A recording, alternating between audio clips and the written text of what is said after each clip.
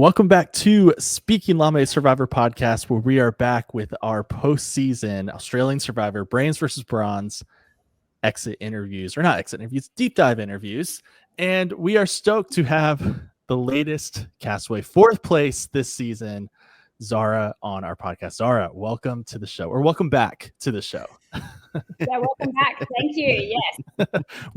My last appearance was hilarious. Simon sent us this link and said, please, we have this great Queensland podcast. But I had no idea that it would be live, and I was in my pajamas. But anyway, the things you do for the love of your Survivor family.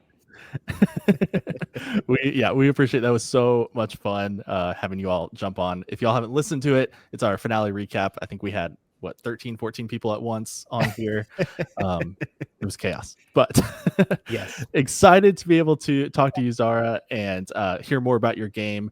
To kick us off, let's start at the very beginning. I would love to hear, when you get that call that you are on the show, how did you react? How did you begin to prepare? What was going through your mind when it was official? So I was in Bali, actually, when I got that phone call on a holiday with my family. And this was the first time that I had tried out for Survivor. So I actually didn't tell my husband until I got very far along, because I thought, why worry him? And so it was all news to him. There was an in-person part of it where it was the same time I usually drop the kids off to school. So that was when he got notified that I was even thinking about doing this. But I just had this feeling that I would get on. It just kept getting closer and closer and lower in numbers that they were telling me. So it was an amazing, exciting feeling to get told that you were getting on, and it just, everything starts running through your head, as in, where on earth am I going to tell everyone that I am for 2 months? Really was the main thing going through my head. What did you tell people? Like, what did you tell people that you were gone? I think we could have probably done it better. We didn't really come up with anything. I've got 3 kids. My son is 11 and I've got twins who are 6. And you just see a lot of people on a day-to-day basis when you're a mum with young kids at school. So, and the thing is, you don't know how long you're going to be gone for. I mean, you hope that you're going to do very well, but the least amount of time that I could have been gone there's that pre-week, and then technically, if you get the first boot, you're only going to be gone for 9 days in total, because you're only on the island for 2 days.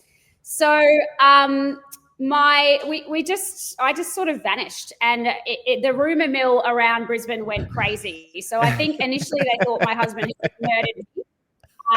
Then I think people thought that I'd gone to Turkey to get some kind of like mummy makeover. George, at one point, my husband told everyone I had gone for a little rest. So then we thought maybe rehab was what everyone was thinking of. And then eventually people started working out I didn't have my phone because they were calling me. So then they thought I'd gone on the Amazing Race, which is also, I mean, I have no sense of direction. So I don't know why they would have thought that would have been the show. That's amazing. This kind of like question of where in the world is Zara today? How did your kids feel about? Yeah. Well, I mean, my son understands what Survivor is. He's watched it with me. The twins had absolutely no idea. I ended up making for them, I made a maze at the top of our house with 54 gifts that they could open every day whilst I was gone, like with a little note, like be your best self, or mummy really loves you, because they just didn't really understand where I'd gone. But Huxley knew, and he was super into it. I mean, and especially now that it has aired, it's just been bigger than Ben-Hur at his school, like all the teachers and all the kids, and it's like filtering into the schoolyard when you in handball. If you get out, they're having a tribal council to decide whether or not the ball was actually out of the squares. And apparently the twins there's been lots of betrayals and things going on in the grade 1 playground as well. And well, first of all, they thought that when I was on Survivor that people were calling me a fret, like FRET. I think that was one of their sight words, but then they worked out it was fret. So that's been going around as well. Well, I'm glad your kids learned from the best, learned how to blindside, learned how to play the game. That is incredible. Definitely. Oh, and they're all in alliances with the Miles and my son have got some secret alliance they won't tell me the name of, and the twins are in an alliance with AJ. So next generation of Survivor, here we come. That sounds like trouble. That sounds like trouble. Oh man. So would love to kind of jump in. You arrived there. I know you're doing some preseason, press and filming and things like that. But how did you begin to size up these two tribes, knowing it was Brains versus Brawn, and especially after that first challenge when you finally meet and begin competing against one another? Yeah, I think so. When I went through this process as well, I hadn't realized that it was going to be Brains versus Brawn, and I think they published it on their Instagram at some stage, which I missed. So in the interview section, they said to me, "Do you think that you would be a Brain or a Brawn?" And I actually said, "I think I'd be a great Brawn because I run marathons and I'm really into fitness and all that sort of stuff." And then when I left the interview, I tried to shut the door, and it was a heavy door, and I'm like, and I was like, "That's embarrassing." Everything that I just said about being this strong, independent, fit woman probably just went out the window.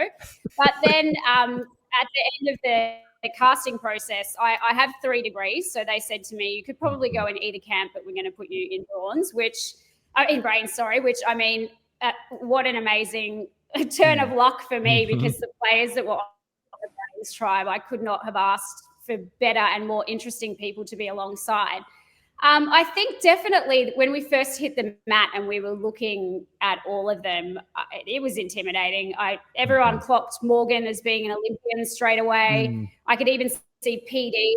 I actually thought he was some kind of ex-AFL or rugby player because he just looked like such a fit guy. Noonan obviously looked very impressive physically as well. So, yeah, I think it was intimidating. We were crossing our fingers for a lot of puzzles. Let me just say that. Which there were not that many puzzles on this season, especially later in the game. Do you feel like the Brain versus Brawn theme, like sometimes we see that kind of like certain players try to play up to that theme? Did anyone try to do that on this season that you saw? I don't think anyone played up to it, but I just naturally think when you kind of look at the way the tribes came together out there, and it just is that how it was felt. It fell, on the Brain side, we had so many great strategists. And I think by the time we got to merge, we were exhausted. It was like go time. As soon as we hit the beach, like strategies and this and that, and everyone was really into gameplay. Whereas the Brawn, it was just a totally different culture and vibe over there. So when we came together and mixed, that was really interesting.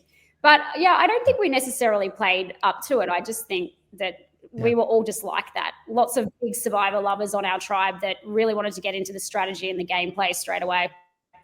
Yeah, absolutely. And one of those was very early on, the Coven starts coming together, which Alex and I were a huge fan of this new Witches Coven happening. What was your perspective of it coming together? Like, kind of who instigated it? Was there really a plan to stay strong? What's your perspective of the Coven? Yeah, so watching the Coven back from my couch, it looked a lot better than it was on the island, I think is what I will say. Because Karen and I particularly, I loved the fact that Laura was a witch. I think that she went out there and she wasn't sure how she would be received. And we were all just like, tell me more. I don't know any white witches in my life. This is a fascinating aspect of your life. But when the 4 of us got together, I think the main problem with us trying to work together is that we were 4 very strong, independent women with our own ideas of how things should be happening. So that was going to be a problem. And also the graduates had really started forming very early on. It sort of shows that it was happening a bit later, but really from day 2, Karen, AJ, Kaylin and I were a foursome, and then Miles came in to make up that 5 when we had looked across the beach and realised that the VBs were forming over there and we needed a stronghold over here.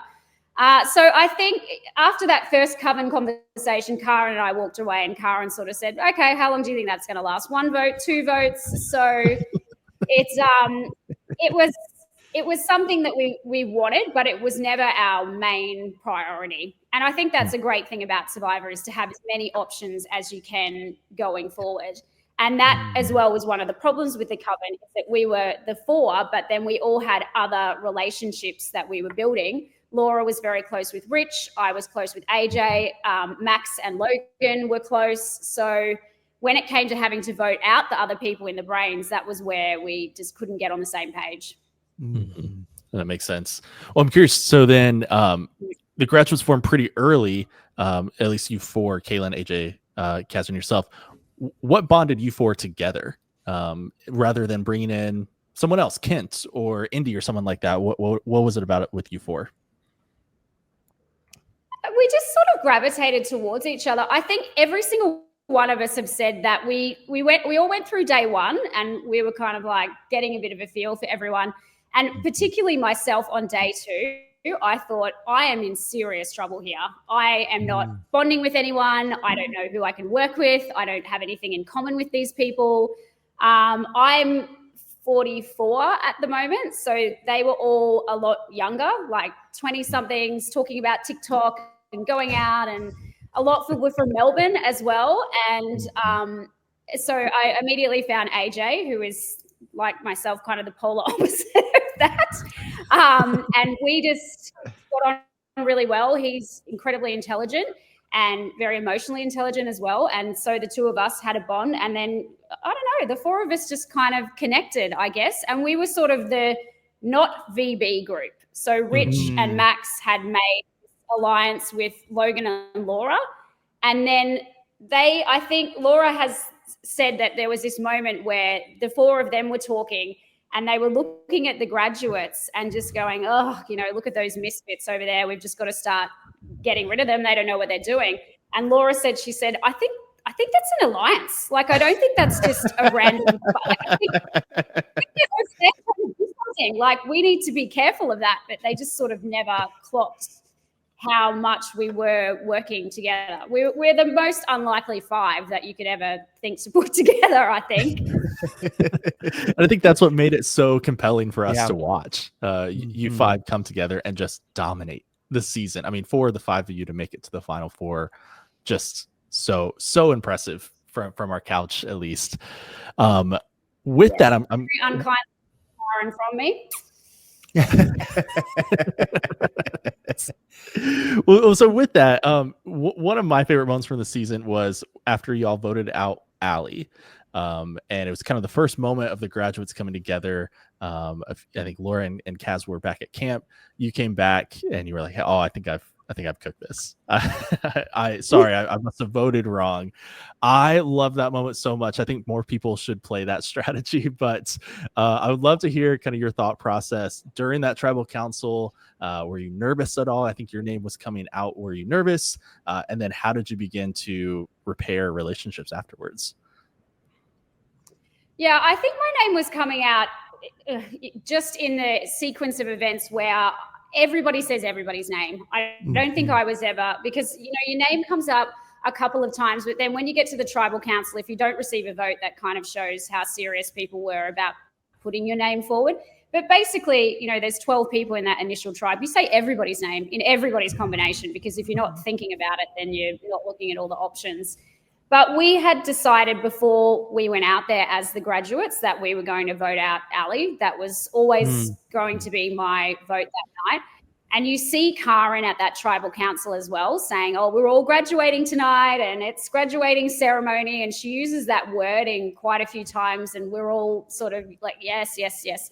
But none of us knew how Max was going to jump that night. And to be honest, I was incredibly shocked with the people that he sent home. I don't think in any of my iterations in my head did I think it was going to be Laura and Karen. I mean, why he didn't send his own self home is just my thought was that it was going to be him and AJ. Yeah. So he really left me and our plans quite exposed, because then I had to jump from the coven, which is where everybody thought that Karen and I were lying, and go with the graduates by myself, really, because I didn't have her to fall back on. But when we got back to camp, I'd been thinking about how I was going to say what I did, and Miles said, "Oh, just say that it wasn't you." And I said, "Well, if it wasn't me, though, the only other person that it could have been was Logan." Like, it's really difficult out there to not come clean about the way you voted, because, well, I'm not going to stand there and have an argument with Logan and say, "Oh, it was you," because she's just going to say, "Well, no, it wasn't." We start recognizing everybody's handwriting too. You know who wrote what. So that was when I just kind of thought, oh, I'm just going to say I panicked and that I didn't really know what was going on. And that actually turned out to be really key to the rest of the season, because then no one knew that the 5 of them were together. There was, it just didn't seem like we were voting as a block. So yeah, it worked out perfectly. I mean, like, and as well, Logan has sort of said, people have asked Logan if she believed me, and Logan said, you know, I didn't really believe her. But the thing is, out there, she might not have believed me, but is she willing to say that to my face and upset the apple cart? And she kind of couldn't. So that's how I sort of managed to escape through that vote. Yeah. Shout out to all of the graduates and to that move. It was really excellent. And as we kind of talked at the top of the episode, how the graduates really kind of dictated the first part of the season, as well as throughout the rest of the season. But of course, we see the graduates get split up in this tribe swap that happens. Tell me about I already see it on your face. What's going through your head when you get swapped into a minority? Yeah, I mean, that was traumatizing. I'm still traumatized by picking that stuff out. I mean, I was standing on the beach and I thought, I just want to be with the graduates. I just want to be in a majority. And please don't send me back to the pig pen. I just want to be on the cushy beach that everyone's been talking about. I want to go back to the tarp. I want to see what these prawny people have made, because everyone was saying that it was the Taj Mahal. And of course, I got none of those wishes. Absolutely none. I was swapped into a minority. I was with one member of the coven and one member of the graduates, which made it very difficult to maneuver because we just weren't a stronghold. And I mean, I was excited to meet those 5 brawns, but they were extremely intimidating as a block of 5. But yeah, I had a lot in common, I think, with, you know, you brought in PD, Ben, and Jesse, who were all dads, a bit older. Ben even said, you know, I didn't realize how much I did not listen to music or have a favorite movie or all this sort of stuff. I mean, that was like what everyone was talking about. And yeah, and meeting Kate and Morgan as well. There was actually a point too when Morgan was injured and we were thinking, wow, is it going to be a 4-4? That could be really interesting. But then obviously, thankfully, Morgan wasn't interested and injured and came back. Yeah, but I mean, those 9 days at that prawn camp, it was tough. It was tough going. They literally, the 5 of them, I mean, we got swapped to that beach and we got around the campfire, had showed them around. And then Jesse said, well, I don't know how to say this, but like, OG Brawns, are we going to go have a meeting? And they just walked off the well. They're like, okay, so this is how it's going to be. So I think for me, it's interesting being on the bottom, and some of your funnest times are at the bottom. Not that time for me, because that was just hard work, but it really felt like people had come into your home and you were like facilitating these guests, and you always had to be on your best behavior. And I wasn't really eating that much because the big boys were eating a lot, and it was just like tiptoeing around them. They came in and they basically just took over the camp. That is very difficult to manage. And I feel like with that, you gave us some of my favorite reactions in a few different scenes, you know, throughout this post swap. One of which was AJ's hostage plan. and this idea of like, wait, what about us? And that was my big question when he started, promoting this. I'm thinking, wait. Miles and Zara are on the other side. What about them? That doesn't quite make sense. So what was your reaction to that in the moment? I mean, what's going through your head? Yeah, I mean, when he launched his hostages plan and we were standing on the mat, I was filthy. You can see it in my face. Yeah. So it was like I'd been slapped. And I did just say, what about us? Like, are you not thinking clearly? Like, yes, you have hostages, so do they. And we're so greatly outnumbered over here. And it also, it went to sort of how the Brawns were operating at that stage. They did not like chaos. They did not like strategizing. They did not like talking about strategy. They just liked talking about managing the campfire, having a great camp to sleep in. And they were terrified of AJ because of him launching this hostage plan. And they were saying to us, are you close to AJ? And I'm kind of like, oh, I don't know him. Like, that's your mate. You sort out that with them here. But what you don't see as well is there was a lot of talking between all of us during the challenges. So that challenge where Kate and I were sitting out, AJ immediately like screamed out, Zara, and runs over to me. And he outlined what he was trying to do. And he said, Kristen has said PD will flip.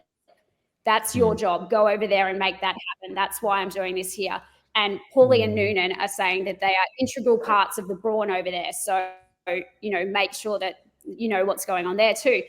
I just think that AJ had kind of bad information from them. And that's why too, the hostage plan sort of disintegrates off when it looks like it's not going to work. Like he took a massive swing.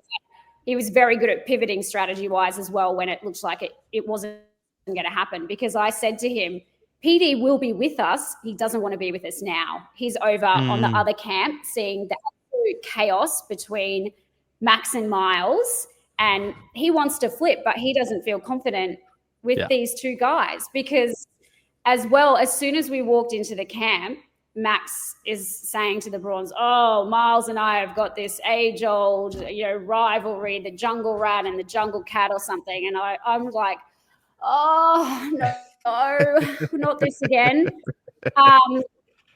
So the plan, PD and I had an excellent relationship, and the plan was for us to get over and build something with Kristen and Karen, the four of us, sort of going between the Brains and the Brawns. But that never eventuated because PD ended up getting injured. But you can see AJ's method to the madness. That man does not do anything without a very good reason. And sometimes I just think the information he was given wasn't that great. Paulie and Noonan had kind of fallen out with these other Brawns, but they just didn't realize it at that point. Yeah, so, that makes sense. Yeah.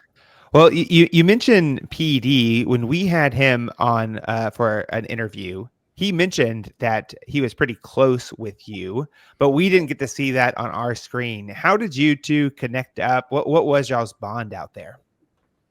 I mean, PD and I had a very close relationship out there.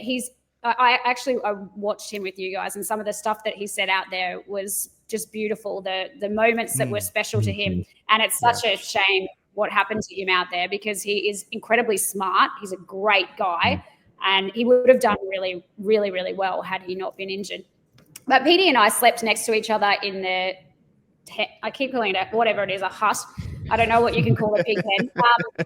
And we used to talk for just hours at night. He's got 2 kids. He's got a beautiful wife. He's got a great family. And we just bonded on all of those grounds. Plus, he's very strategic and he knows the game well. So we were definitely spending our time talking about what we were going to do going through the game. So I think, as it is a lot out in Survivor, it's sort of friendship first. And then if you can also bond on all the other elements, that's great too. Every time I hear that potential alliance of you, Karen, PD, Kristen, I get so sad that it didn't happen. I would have loved to see that. And I mean, it was going to be called the Floating Alliance, and we just wanted to sort of float between both and just go back and forth until it was time to strike. And it's so unfortunate. And without PD there as the bridge with Kristen, you know, she sort of floated back off to the Brawn girls and everything and felt like she couldn't work with me in particular, and then Karen as well. So yeah, it was, I mean, we had a plan. It just, that damn pasta that everyone went crazy about. That's yeah, absolutely. One other reward that I want to ask about, I haven't heard about this yet. I can't remember what y'all were eating, but it was post swap, and it's where we see Miles is just spilling all the secrets about the brains, and you and Laura are just seething in anger watching it go down. Is that truly how it went down, how we saw it, or was there something else going on that we didn't get to see? I think it was pretty accurate. It was it was the Chicken Parmigiana Award at the pub. And I mean, if you see things happen once, you're seeing it the 100th time that it's happened. So Miles just did not stop talking when we had that swap. And that was his way of, he thought he was ingratiating himself with the Brawns, but I was like, you're killing us, Miles. You are telling them every plan and thought and just everything that we want to do going forward. And he obviously loves the game. He lives for it. And there was he wanted to know why Candy had been voted out. And he kept saying, you know, to Kate and Morgan, oh, but why did she get voted out? And how come was she with Nash? And and Kate literally has turned around and gone, Miles, it's not that deep. Like, it's like she was just, and just the vibe was off. Like, they just were not interested in talking about strategy, and they didn't need to, and they didn't want to. And like, their plan was they were the 5 Brawns, and they were just going to annihilate us. So every piece of information he was giving them, I just was shaking my head. And then plus at the Palmy reward, he got a few drinks in him, so it was like, you know, Miles can talk under so 2 beers in, it was just another level. And I was trying to finesse my way with Kate and Morgan, and you can just see him cutting me off. Like, he, you know, I was saying, oh, so who are you guys interested in meeting back with over there? And you know, they'd open their mouth to respond, and Miles would be like, oh, well, and I'm like, we've heard enough, Miles. Like, I have heard from you, please. So I literally got up from the table and went around to this big open door, and I was like, shut up, stop talking. And I mean, all the cameras are pointing at me, like just miming at him, and Miles is looking at me just like, I don't care what you're saying. I'm just keep that, you know, he must have been doing right. So yes, he ultimately, like, it works out enough for him. I am interested to know, we got a little bit of it. So if I remember correctly, that reward was immediately after Max goes home, where you and Laura had voted for Miles. Was he upset about that vote? Like, what was his reaction to y'all voting against him? Yeah, he was upset, definitely, with me. But I mean, we knew he had an idol. So he says to me, I was going to play that idol on you. And Laura and I had discussed the fact that he was sort of thinking about doing that. And, you know, we were like, oh, what are we going to do here? Do we let him? Do we not? Like, how's it all going to play out? But I mean, Laura and I just knew that he wasn't going home. We knew Miles had 4 idols. He has said several times he was going to play them for me, which he never did. So, but we just knew he wasn't going to go home. And honestly, that vote for us, it was demoralizing. Literally what happened was Kate came over to us and said, we're not going to tell you what's happening. If you want to stay here, this is what you have to do. We want a show of trust, and you have to vote for Miles, and that's how it's going to go. And they did not speak to us otherwise. And PD said to me, it's not going to be, I'm going to make sure it's not you. So just do it. Just go along with it. And all the Brawns sort of said to me, out of the 4 of you, we like you best, so you can be the 6th to our 5. You know, this is like, it's humiliating, right? Like listening to this stuff and just kind of going, oh, thank you so much. Like, thank you for letting me be number 6 in your personal life. But like, if that's what you've got, and you've got to just get through and just hope that you can get back to your allies, that's kind of what you have to do. So they offered us, just do this. I genuinely did not know that Max was going home that night. I just knew it wasn't going to be me, and it wasn't going to be Miles. Yeah. So, and we thought that Max had an idol as well, and if he just had told us, gosh, we could have made some magic happen. But that also shows sort of the fractured relationship. Max was just done with us. He was after that whole alley vote out where I didn't do what he said, because in that tribal council, he said to me when we were sitting along that line, he said, vote for Miles. That was his big plan, was that he wanted to be the deciding vote out of who was going home. And it's not shown, but I just turned to him and I was like, said, are you serious? Like, you've literally never spoken to me, basically. And now you're trying to tell me at tribal council. I'm like, no, thank you. So yeah, he was done with us after that point, and he just wanted to go and join the Brawns. So yeah. Unfortunate, he did a Geordie. He dug his own grave there, and so he went home. But speaking about getting back to your allies, right? We see this advantage that Laura finds, and what happens at Tribal Council. What happened from your perspective about the Laura advantage, and how did you convince the Brawn to send you back over to the other side instead of Laura? Yeah, I think so. Hindsight's a beautiful thing, and I probably still actually haven't worked it out, even with hindsight. Mm-hmm.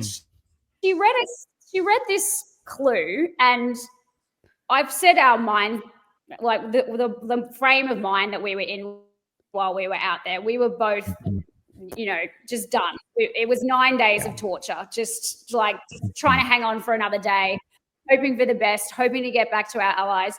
And she read out this thing, and all I remember is like something, you get to go to the other tribe. And I thought whoever was holding this piece of parchment or clue was getting sent over. So you see me just go, swear. And people have asked me what that said. I still don't, I'm not 100% sure. My thought is that I think it was probably like what happened with Rich. It was just a knowledge is power situation. And you had the knowledge that whoever was getting voted out was going to end up on the other tribe. And Laura got that clue literally 30 seconds before we were supposed to go to tribal council. So all the options, like going and telling Kate and Morgan, because that was when we were trying to make Girls Gone Wild happen as well. It was just off the table. So I said to Laura during tribal council, I think we should still vote Jessie. I think we should stick with Morgan and Kate, and the two of us vote Jessie out. He will be sent over to the other tribe, which will completely demoralize these guys. Kate and Morgan will be done because it will be exposed that they weren't voting with the other Brawns, because Laura kept saying, oh, I don't want to break Kate and Morgan's trust. And I said, who cares? We don't need those guys. If they're going to dig their own grave if they send Jessie over there, that they'll have to come back to us. They won't have any other choice. So yeah, my thought process was I would like to just stick with the plan and send Jessie. Laura said to me in tribal, I want you to vote for me. She was going to try and tell Miles and I to switch our votes and send her over. And then when it became a choice of her going or I going, Yep. It just became every man for themselves. I also was looking over at my tribe on the other side, and I could see problems. I could see Karen and Logan being very close, which was not going to be good for me. I could see Karen and AJ having issues, which was also not good. AJ had played his idol, and again there was a bit of mat chat. I could see Karen was really irritated that had happened. So I wanted to get back over there and sort them out. Yeah. Mm-hmm. Mm-hmm. Yeah, And you asked how I got Collins to vote for me. I think we all sort of had plans about how things were going to run at Merge. Ben and Ursula had been close, and they had spoken. They had like an alliance where they'd meet around the campfire at 12 at night and just, pass information back and forth. So he wanted a replacement Ursula. I had a good relationship with Jessie and PD, so I think they all just thought she's the best person to go over. And then Miles voted for me as well, obviously being a graduate, just to help me go over there and help our alliance go forward. Yeah. I thought it was absolutely badass for you to just kind of take control and be like, no, I'm doing this. I need to go over there. And I'm so glad you did. And I'm curious, what was the feeling like when you got reunited with the Brawn? Was it immediate damage control? Was it, thank God there's a tarp? What's going on? Yeah. I think that my wording when I went over there, I should have thought about that a bit better because it's like the feeling of elation that I had when I realized that I was going back over to my people. I was so happy. And, you see me, JLP's giving me the buff, and Laura's like so upset she's nearly in tears. And I'm like, woo, look at that buff. I get a nice fresh one. Bye, guys. And it wasn't my finest moment socially, but I was just so happy that I was getting to go over there.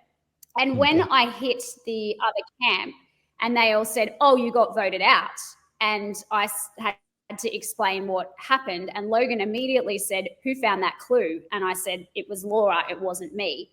And so that sort of was the beginning of the end of the coven for me, because whilst I had a really good relationship with Laura for those 9 days, Logan is a really ride or die girl's girl. And once I had stabbed her bestie in the back, it was pretty unrecoverable for us. I'd burnt her with the alley vote. I burnt her doing this to Laura. And so she sort of became the person that my relationship was not going to be recoverable with. But when I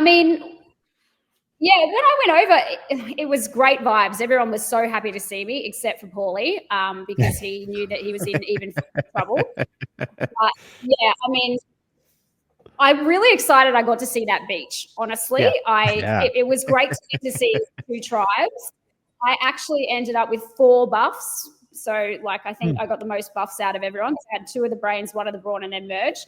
And, it was interesting to see this amazing shelter that they had built. A totally different beach, all concealed from the wind. It was just, it was so different over there compared to Pigpen Island.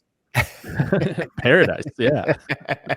Literally, they had other food. They had found yams that they were cooking in the fire, and I was Karen was teaching us yoga in the morning on that calm beach. It was just very zen, and I was super happy to be part of that for those 2 days. And plus, you see the reaction of. There's these really funny screenshots that we've taken when I reunite with AJ, and he picks me up and he gives me a big hug, and there's literally Karen in the background just so when I could see all of I just felt as soon as I got over there the energy between them, and thought as much as this has damaged me socially, I needed to get in here and see what was going on before we all merged. Yeah.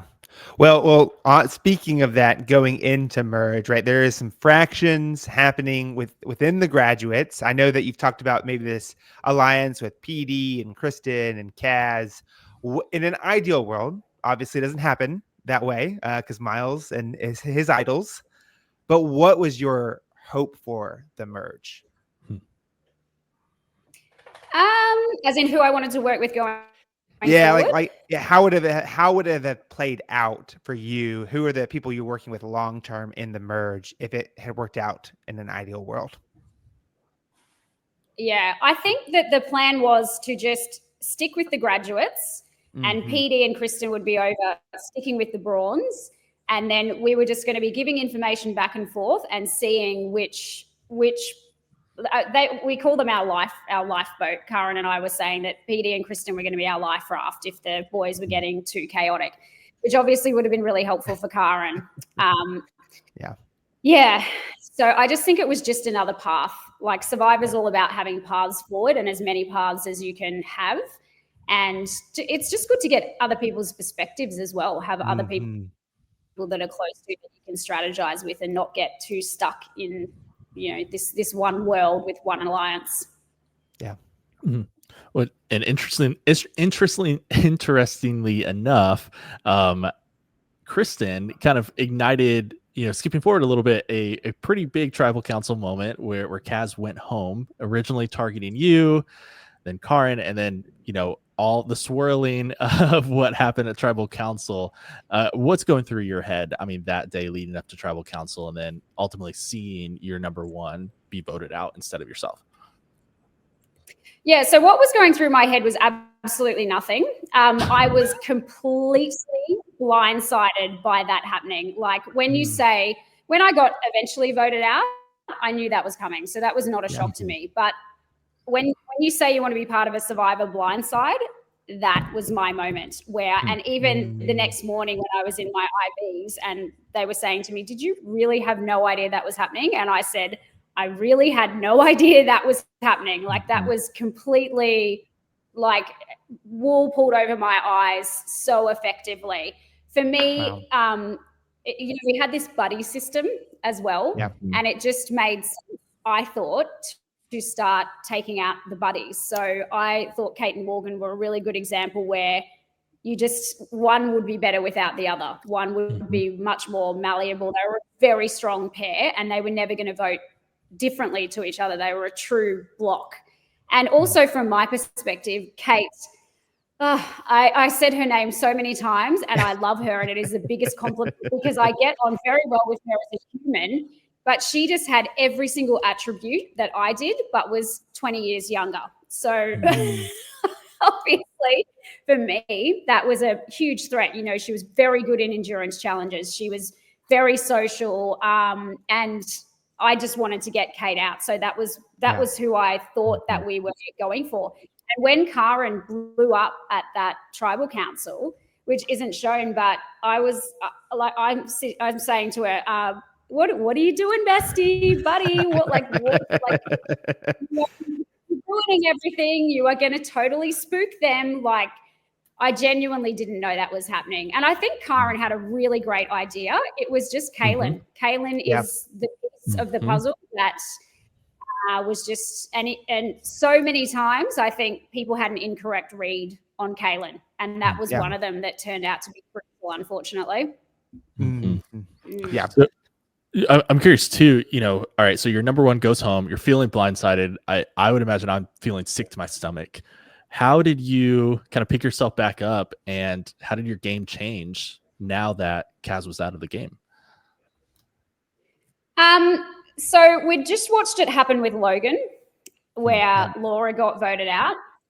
And I love you, girl, Logan, but she came back to the beach and annihilated everyone. It was like a lineup procession of Logan spraying everyone, like just one at a time. And you see it, I'm like, oh, do you want to talk now? And she's like, yep, now I want to talk to you. And it was just like, you did this and you did this and I don't like this.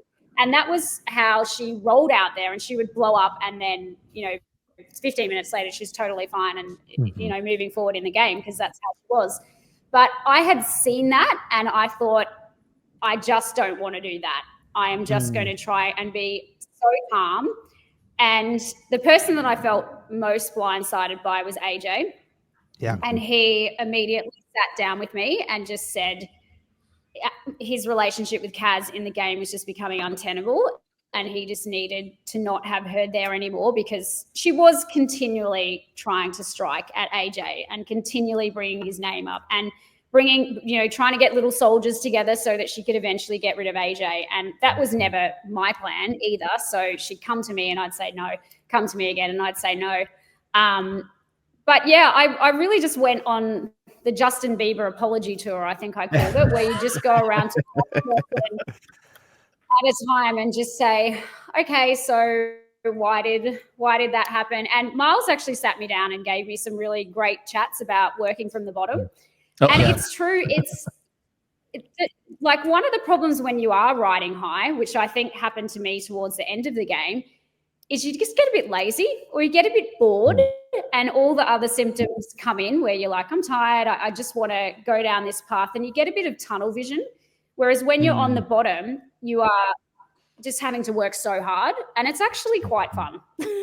Yeah. When I had to come back and I had to go around to all the boys and try and get the graduates back together and try and find another path for myself. It was a good time. I'm proud of that part of my game. Yeah. Well, you played it well, right? Getting from where you were, it could have easily been an easy vote out, but you make it to the final 4. And one of the key moments is this idea of y'all potentially going to Rocks. I believe it was final 8. We loved, like Alex and I, we're channeling Miles and AJ and wanting to see Rocks happen. But also, if I was in your shoes, I'm wondering, can I trust Miles and AJ? So what was your thoughts about, were you ready to go to Rocks? Were you trusting that they wanted to as well? Talk about the Rocks decision going into that tribal council. So the Rocks episode was my favorite episode, favorite time in Survivor. We actually had a big watch party at my house with Simon and Mark and like the Brisbane crew. And Simon actually said about halfway through the episode, "Oh, I thought this was your boot out episode. What are we doing here?" And I said, I was like, "Oh, Simon, I love you." I said, no, this is just my favorite episode, like the bait and switch. Like, you guys here just to have fun with me because I really love this. From my perspective, did I trust AJ and Miles? Absolutely, because anything that was chaos or fun, they would do. So I definitely trusted that. From the 4 on our side, Kalen, if he hadn't had immunity, I don't think he would have gone to Rocks. So it was very lucky that he again won.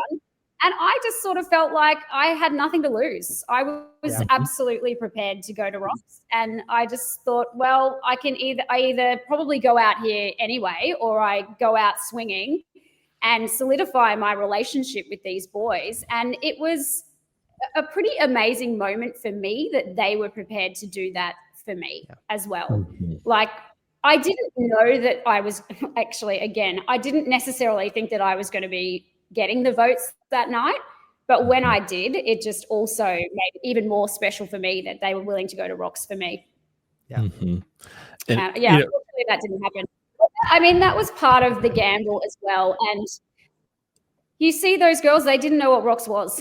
So we were around the campsite saying, what's the possibility of them actually going to Rocks when they find out what it was? We thought Kate would probably go to Rocks for Morgan and Morgan would go to Rocks for Kate. Surely not for Logan and Kristen. So it was a gamble to go to Rocks, but did we actually think they'd do it? Probably not. And that was, I loved your response, I think, to Logan. Logan was saying, to the boys, like, "Oh, did Zara make you, is she making you go to Rocks?" And you were like, no, we all 4 decided before this, whoever gets votes, we are all 4 going to Rocks. And it just created this strong 4 versus 4 players maybe voting together on the other side. And so I love that kind of zinger that you gave at Tribal Council. I thought it was the perfect response to any alliance planning to go to Rocks, honestly. Yeah, which was actually kind of a mistake as well, because they didn't realize that we were together. So, for me, and I think that our game going the whole way through as well is everyone, when we move forward, was saying, did you ever think about going with the girls and all this sort of stuff? And I just think nobody really understood how close we really were. Like, it had been me with those boys and Karen since basically day 2. So I felt comfortable there and saying, we are going to Rocks. We'll go to Rocks for any one of the 4 of us. And that's where I think Logan ran into problems on the other side, that was kind of this cobbled together foursome on the day. Whereas for us, it was like, this is just the next step. We've been together all along. I love it. So I thought it was so much. It was great. No, I loved it. I think I hope more people take use that in the future. So you may have just answered my next question though, but I want to talk kind of final 6, final 5, final 4 here. The final 6, there was a lot of talks of, kind of you going with Kate and Morgan to flip, kind of take advantage of a split vote and flip with them. Kate ends up winning immunity at tribal council, and I'm sitting on my couch angry, knowing, darn it, now the split vote won't happen now that Kate won immunity. Were you planning to potentially flip on the boys at that point before she won immunity, or was it just absolutely not, I'm sticking with the boys? Yeah, for me, it was really never going to happen. I mean, you look at these girls are asking me to flip over to them when they've just voted for me twice, the 2 previous tribal councils. And the other thing was that they were just saying to me, so when it was Kristen, Kate, and Morgan, they said, you come over here and you can be our leader. Like, you can pitch whatever you want. You can pitch whoever you want to go. And I said, it doesn't really work that way. If you guys have a plan and you want to tell me your plan, I'll consider it, but I don't have to give you anything because I have my plan, which is over here. And I think it was frustrating as well that they automatically presumed that I was on the bottom of that alliance because I wasn't. And they kept coming to me as well and saying, they just kept coming to me and saying, will you come over with us? Will you come over with us? And I kept saying no. And at some point, I think that's on them. If they were only asking me to come over and they weren't exploring other options, it looks like I'm being wishy-washy and listening and not going over. But I was like, well, I've told you no. And you just keep coming and asking me and I'm giving you the same answer. So sure, you can listen to things that people give them, but they weren't really giving me any options. I'd been with those boys since day 2. I trusted them. Not only that, I know them. I know how their minds work. I know what's important to them. I know what they're going to do, really. I don't know these guys. I don't really know how they operate. I don't really know what their strategies are. I don't know do they have any final 2 ideas? And plus the fact that Kate and Morgan was so tight. I mean, that's not really offering me much because I always know that you guys are going to put each other in front of me. And there's all the other stuff as well about what's happening with camp life and who's interacting well with who and all that sort of stuff that goes on behind the scenes that you don't see. So, yeah, it was never really a viable option for me to do anything other than what I did. Yeah, and it makes sense in that context, which, like, I suspect that your next answer might be something similar. We fast forward to the final 5, and you are in this prime position because everyone's voting for everybody else, and you find yourself the lucky recipient, and you get to make the call. So why do you end up on Kate versus maybe, adding a notch to your resume by taking out a bigger threat? Yeah, so I'm going to die on this hill about this move. And I think that, like, I'm standing in it and it made complete sense to me at the time. And if I had won, I would have looked like a genius. And just because I didn't, it takes away some of the way that this worked. But first of all, I think it was amazing that I knew where everyone else was voting. That shows the relationships that I had built and that I knew what was going on. Miles had come to me a couple of days before and said, we need to get out AJ. We need to vote out AJ. And AJ was my number 1 out there. As soon as Karen went, my number 1 was AJ. And AJ was every single person out there's number 1, which speaks volumes about his strategy and his social game. He was Kate's number 1, Kaylin's number 1, Miles's number 1, my number 1. But that meant that I had absolutely no incentive to getting out AJ. And it comes down again to all of that trust. Yeah. I didn't really trust Miles and what Miles was going to do because he was a chaotic player. And Miles is a great, fun player to watch. Playing alongside him is a little more difficult. It's tricky. There were times when we would go into tribal council and he'd be like, oh, I'm going to vote this person and then this is going here and then you can just do whatever you like at tribal council and I don't really care. And I'm like, that is not how my brain works. That is not how I operate. I want to go in. I want to know what I'm doing. I want to build trust and know that you're doing that and I'm doing that, and we've shown each other what we're doing. And also when Miles came to me and said that he wanted to vote out AJ, that to me, I had come to him on the same day and said, I want to vote out Kaylin if he doesn't win the necklace. And Miles said, absolutely not. It's got to be AJ. So for me, when Miles said that he wanted AJ, that became Miles's plan and idea. And I would just be facilitating what Miles wanted, which was not what I wanted. And I totally get that everybody's sitting on their couch. You know, AJ is like the king. He's making all these crazy big moves, and nobody could understand why I didn't take a shot at him. But it's different when you're out there.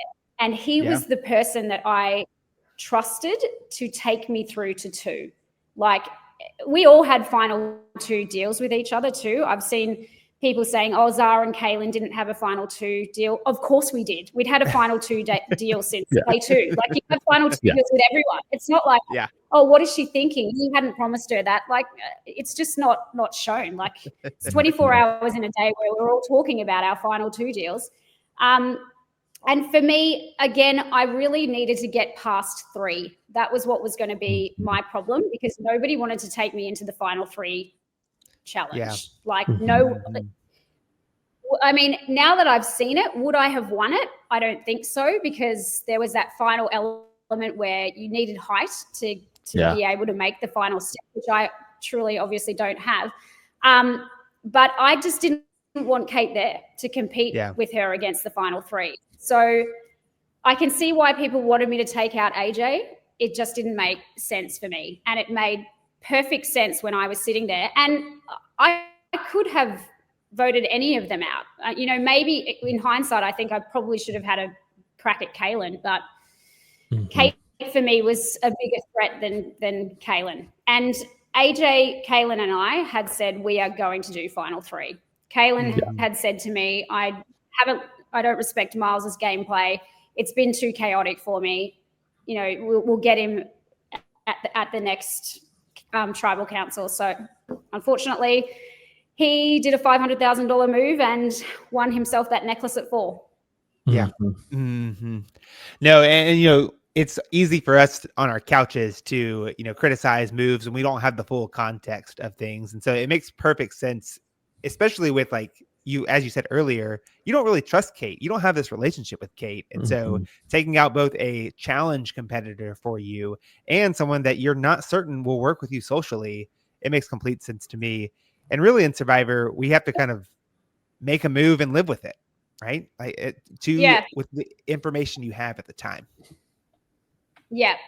And I think too, like, I mean, I could sit on my couch and see, you can see that it would have, you know, it looks like it would have been a good idea to vote out AJ. But if AJ had have gone then, and I was left with Kate, Kaylin, and Miles, what's to stop the 3 of them voting me out at 4 anyway? Kaylin, when you did something that he didn't know about, he got very salty with you. Like, I had seen it before when I took a crack at Miles when we were on Bounty and Baron, and I voted for Miles with AJ, Karen, Kate, and Morgan. Kaylin was very unhappy with me, and he came back to me and said how unhappy he was. And that was why when Karen or I were about to go at 9, he didn't care. I had broken his trust back then. And he said, if you're prepared to go for Miles, it just as easily could be me. So I had experienced Kaylin being not happy with you. And I did not want to experience that again, because he very much like just changes direction and is like, right, you're done then. So there was nothing to stop that. Alternatively, there was nothing to stop Kate and Kaylin and Miles and I voting 2-2 and me ending up in fire, which would have been a nightmare for me, especially against Kaylin or Kate. So I needed AJ. I trusted him completely, and he was my number 1 ally. And I needed him. For sure. Well, you know, we live with the decisions that we make, and going in with AJ, what that final 4, what was your pitch to stay? And did you think that you were going to maybe go to fire? So I was very shocked that I didn't go to fire. Okay.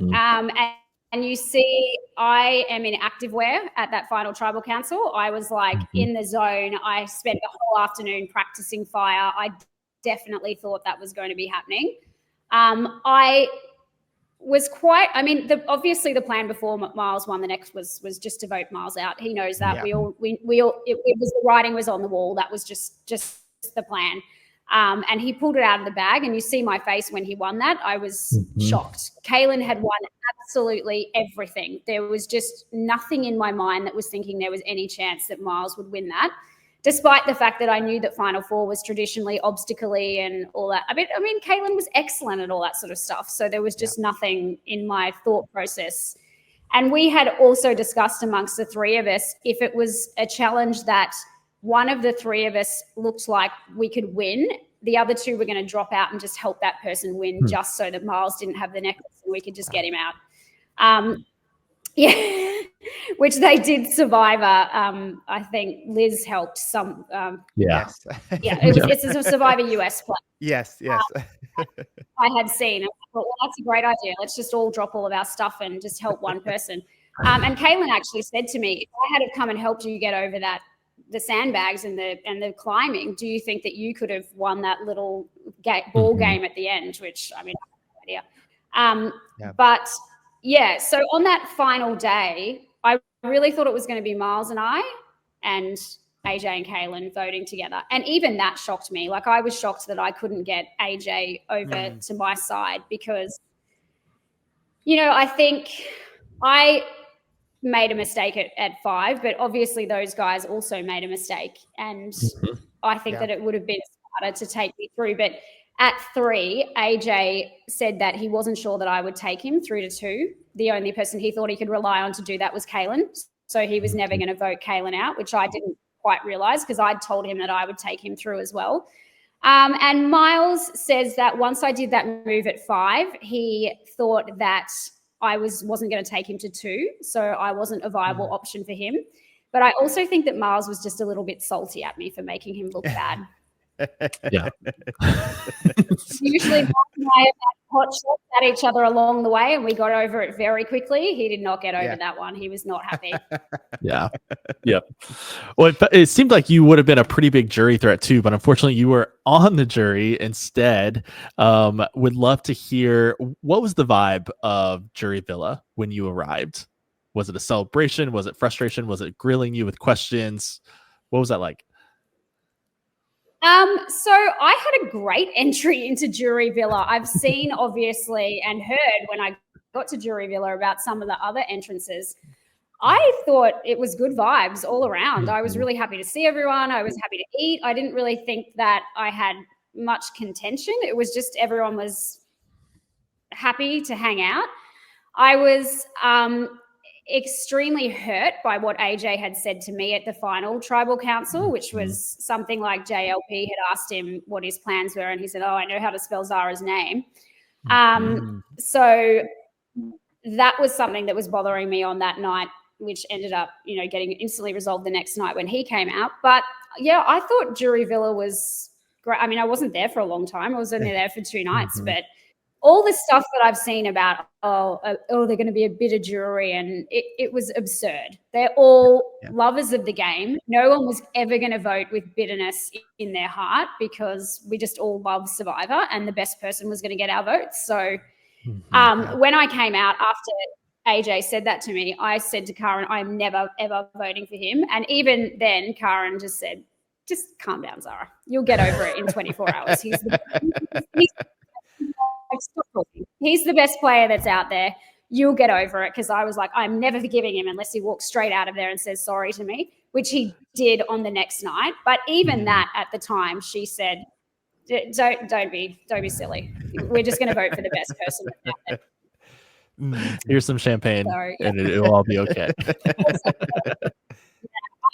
don't know what happened to my final night because I had like a baby goat on a stick. And when I came down, everyone was like, oh, we've had pizza and we've had Mexican nights. And then I was like, there was literally this meat with like a stick through it. And I was like, yeah, okay. I'm going to eat it though. I just left the island. What is this? least I don't have to cook it myself. But hey, Good. yeah. So one other question I have for you, kind of about the jury, and so you actually told us this story about your question to Miles and Kaylin when you were on our podcast a few weeks ago. But in case no one heard that, please tell us what your question was. I mean, I think I'm still laughing from hearing about it. Yeah. So again, on that final tribal council, because I was so irritated on my final tribal council, when I was irritated at AJ, I actually hugged Miles and I said, "It's you for me. Like, I'm going to go to the jury and pave the way for you. Like, I want you to win." But when I came out as well, like I mean, I had absolutely no bad feeling to anyone apart from AJ, but then he apologized.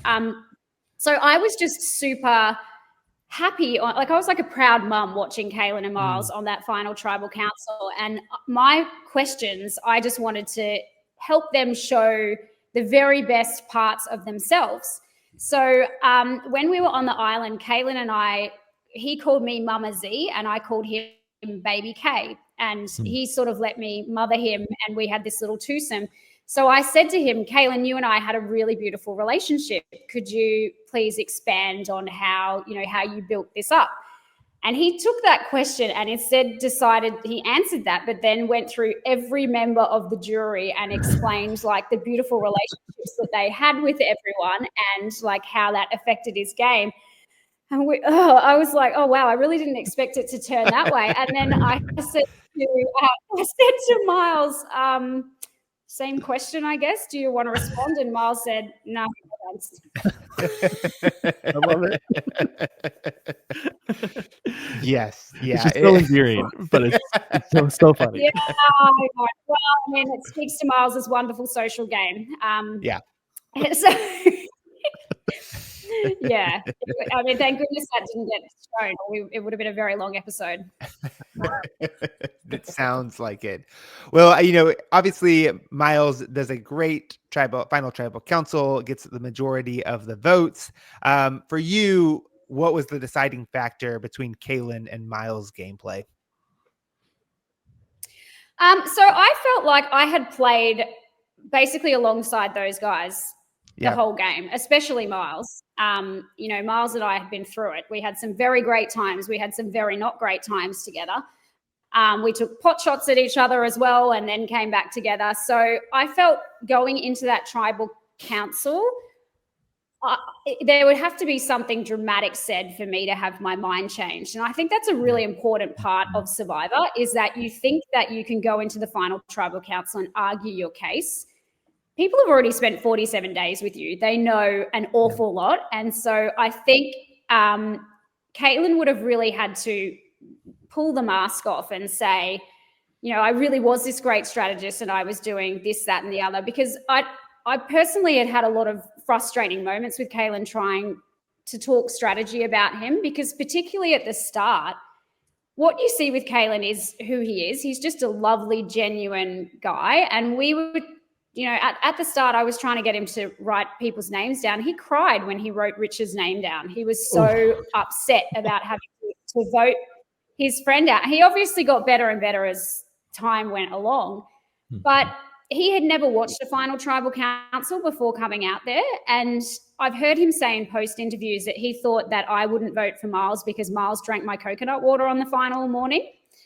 So for him, it was about social and, these great friendships that he had built up. But for me, it was the amazing strategy and everything. And Miles's actual story is so much greater than what is shown. He dropped the ball, he fumbled, he made mistakes, and he really played a lot of Survivor from the bottom. And that, I think, makes the fact that he won even more amazing.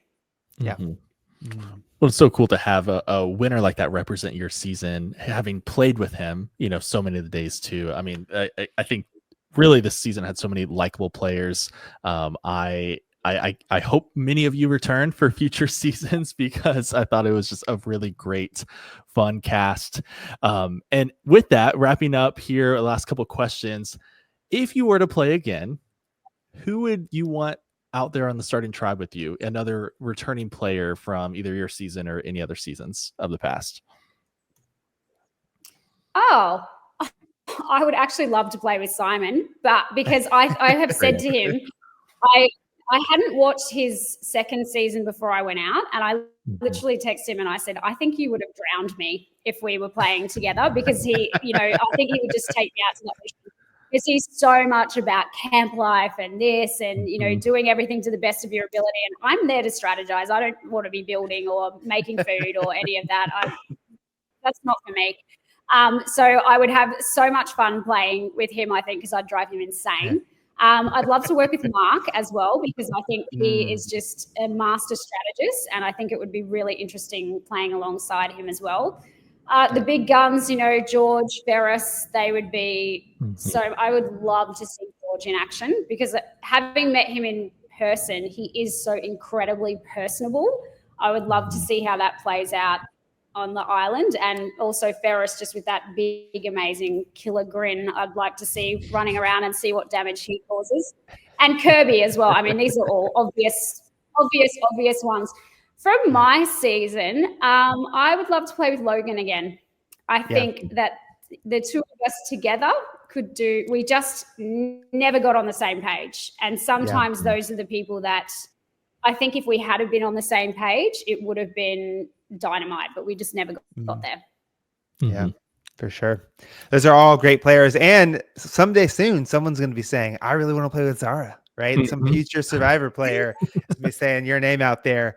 Our last question for you, it's the one that I always love to ask. But was there a moment or anything that maybe we did not get to see about your time out on Survivor that you really loved or appreciated that you'd want to share with our listeners? So my favorite moment of the whole season was when I met Miles, and he said to me, talking a million miles an hour, how much do you know about Survivor? All these questions, like a million questions. And I said, yeah, I know a fair bit. I've watched a lot of Survivor in America. And he said, great. Well, I'd really love to team up with you, because traditionally the old lady goes really far in Survivor. I was like, who are you calling old?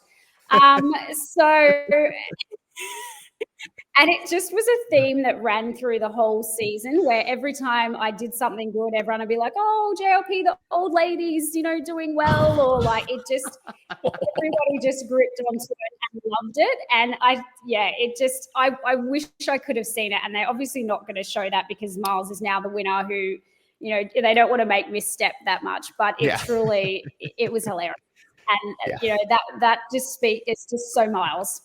So that was a moment for me. And I think the moments that are out there when it's just hard as well, that it just doesn't get conveyed how Survivor is the hardest thing that I've ever done in my life. It is really hard. Like the conditions, the mental, it just wears you down, particularly in that final week where you can see the end. I was 2 days off the finish. So I just think, it just, you can't imagine how difficult it is out there without all the comforts. So,